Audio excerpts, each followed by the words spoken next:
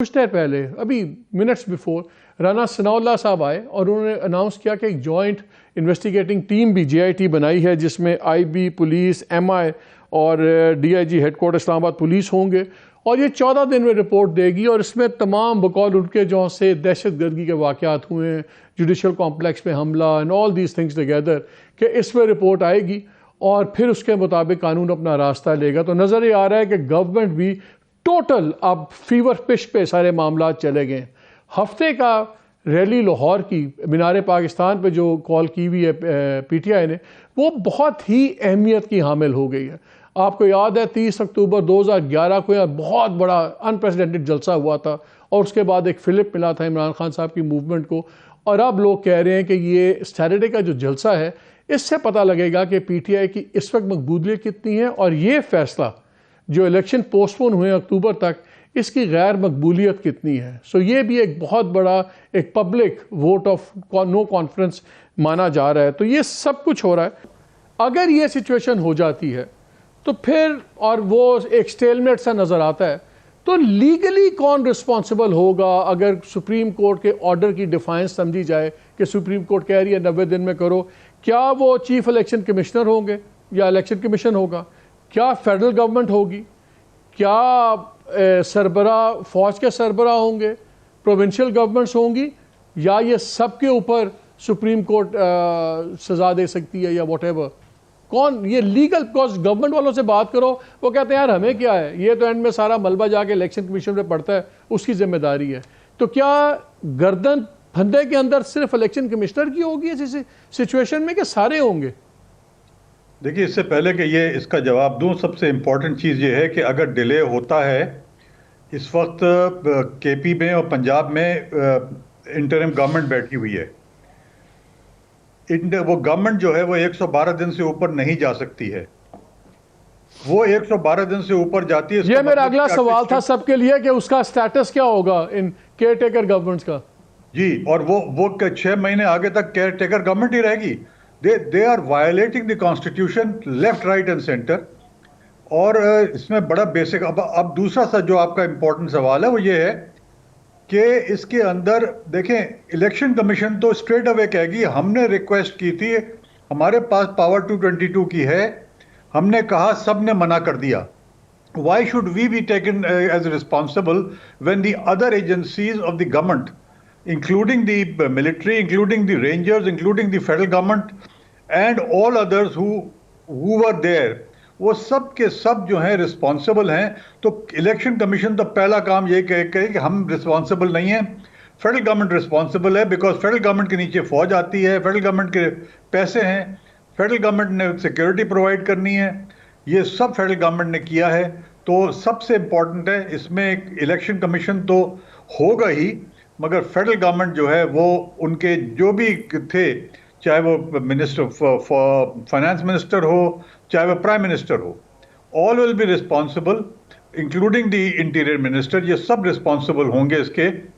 اور جو اس کو سپورٹ کرتا ہے جس کی وجہ سے گورنمنٹ منع کرتی ہے وہ جو لا کو مس انٹرپریٹ کرتے ہیں وہ سب اس میں انکلوڈ ہوں گے. جی اگر سب اچھا ہے جس طرح آپ کہہ رہے ہیں سب ٹھیک ہے تو لا منسٹر کیوں ڈرا رہے ہیں؟ تیسری قوت کا راستہ کیسے ہموار ہو رہا ہے؟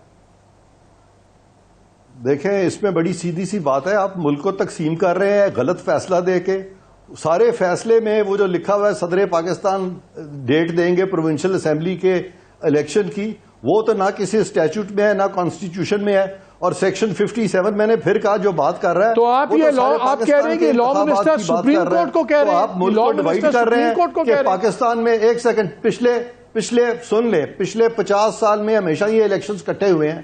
اب یہ الیکشنز ہارڈلی 1-2 مہینے کا فرق تھا.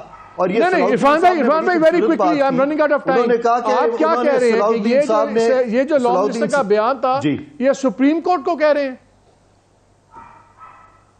میں سمجھتا ہوں اس سے بھی زیادہ کلیئر ہونا چاہیے تھا لا منسٹر صاحب کا بیان, لیکن منطقی اعتبار سے ان کی بات ٹھیک ہے. آپ ملک کو ڈیوائیڈ کریں, آپ بار بار الیکشنز کرائیں گے اگلے 3 مہینے میں, کبھی ایک صوبے کا تھینک یو انور بھائی ویری کوئکلی. یہ جو لا منسٹر کی سٹیٹمنٹ ہے آپ اس کو کیسے دیکھتے ہیں؟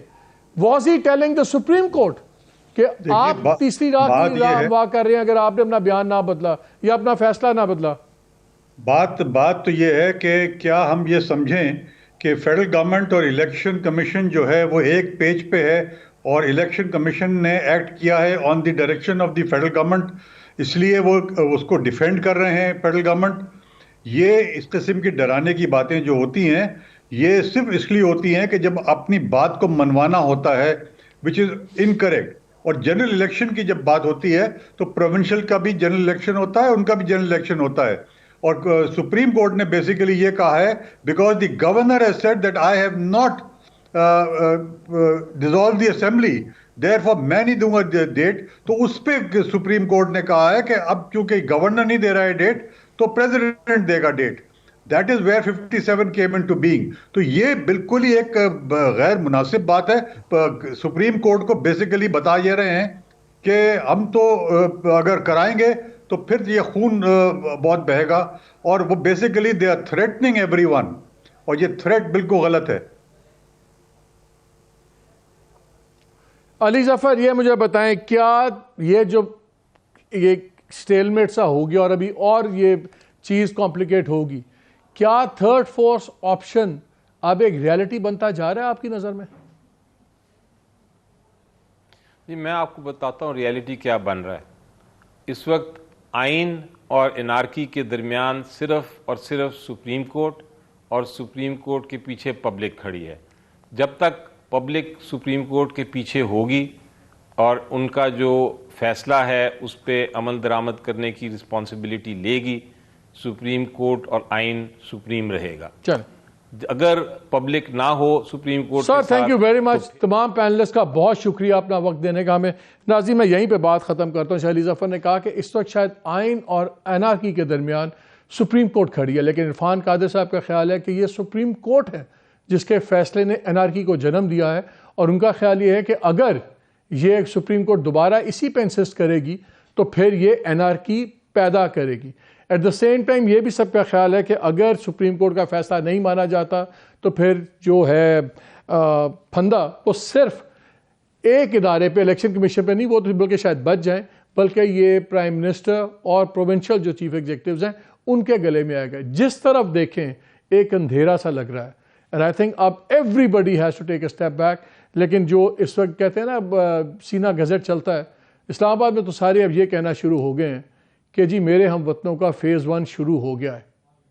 کاش یہ بات غلط ہو، لیکن اب دیکھنا یہ ہے کہ سپریم کورٹ کہ اپنی انٹرنل ڈویژن کا کیا نتیجہ نکلتا ہے اور قوم کی ڈویژن ہے اس کا کیا نتیجہ نکلتا ہے. لیکن آنے والے جو ہفتے ہیں بہت ہی کرٹیکل ہیں ہمارے لیے، پاکستان کے لیے.